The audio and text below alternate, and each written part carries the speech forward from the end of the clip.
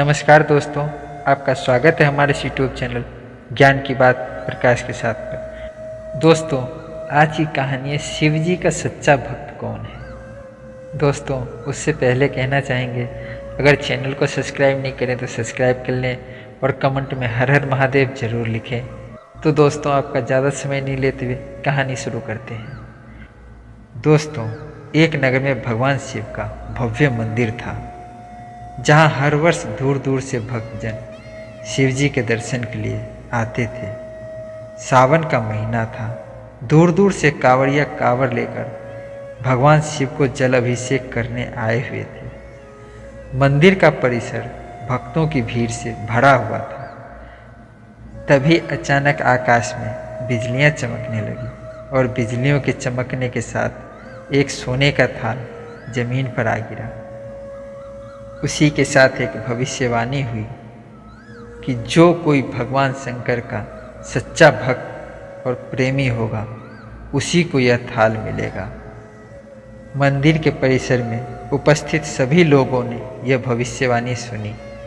धीरे धीरे सभी इकट्ठे हो गए। जो लोग मंदिर के व्यवस्था देखते थे, उन्हें तो पूरा विश्वास था कि यह थाल हमें मिलेगा। इसीलिए वे सबसे आगे जाकर खड़े हो गए।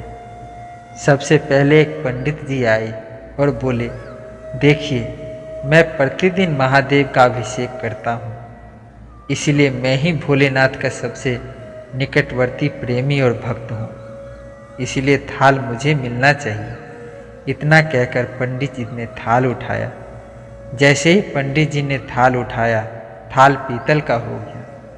यह देखकर पंडित जी बड़े लज्जित हुए। उन्होंने थाल उसी स्थान पर रख दिया और वहाँ से निकल गए। इसी प्रकार वहाँ उपस्थित सभी पंडितों ने खुद को आजमाया, लेकिन शायद उनमें कोई भी सच्चा भक्त नहीं था। इसके बाद राजा का आगमन हुआ।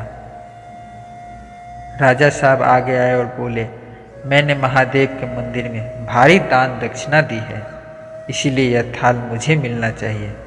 इतना कहकर राजा साहब आगे बढ़े और थाल उठाया।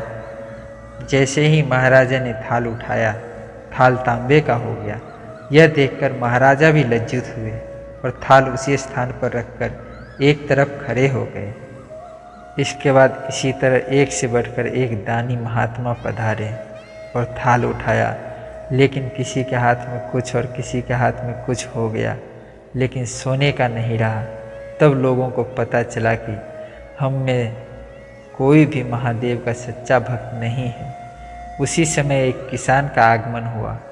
वो बेचारा महीनों बाद आज चतुर्मास के सोमवार के शुभ अवसर पर शिवजी के दर्शन करने आए हुए थे।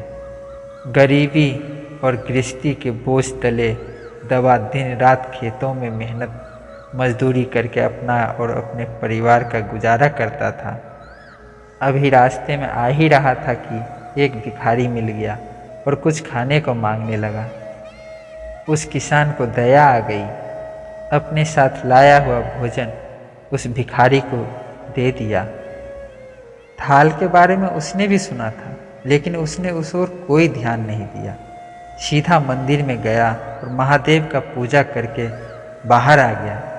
परिक्रमा करने लगा। परिक्रमा करके जाने को हुआ, तभी पीछे से एक व्यक्ति बोला, भाई, तुम भी थाल को उठाकर देख लो, हो सकता है तुम ही वो सच्चे भक्त हो जिसके लिए थाल आया है। किसान को लगा वह व्यक्ति उसका मजाक बना रहा है।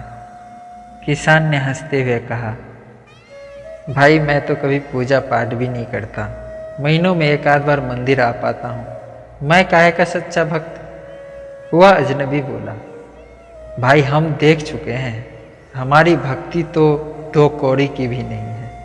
अब तुम भी अपना हाथ लगा कर देख लो। सोने का थाल मिले ना मिले, किंतु पता तो चल जाएगा कि तुम्हारी भक्ति में कितनी सच्चाई है। लोगों के बहुत आग्रह करने पर आखिर उस भले किसान ने जाकर थाल उठा ही लिया। जैसे ही उसने थाल उठाया, लोगों के आश्चर्य का ठिकाना नहीं रहा। सोने का थाल रोशनी में चमचमाने लगा। यह देख सभी लोगों में खुशियों की लहर दौड़ गई। सभी लोग उसके जयकारे लगाने लगे और पूछने लगे, भाई तुम ही सच्चे भक्त हो, अब हमें भी बता दो कि कैसी भक्ति करते हो जिससे महादेव तुमसे इतने प्रसन्न हैं।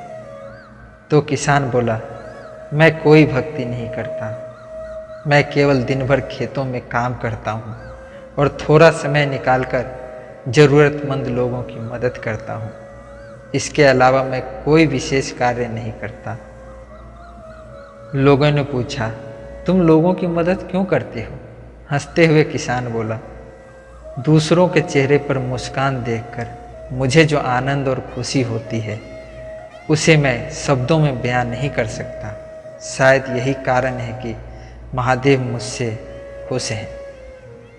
इसलिए हमेशा याद रखें दोस्तों, सत्कर्म का आरंभ भी आनंद से होता है और अंत भी आनंददायक होता है, और दुष्कर्म का आरंभ दुख से होता है और अंत भी दुखदायक होता है।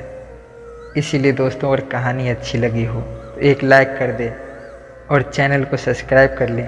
तो फिर मिलते हैं अगली कहानी में, तब तक के लिए जय श्री राम, राधे राधे।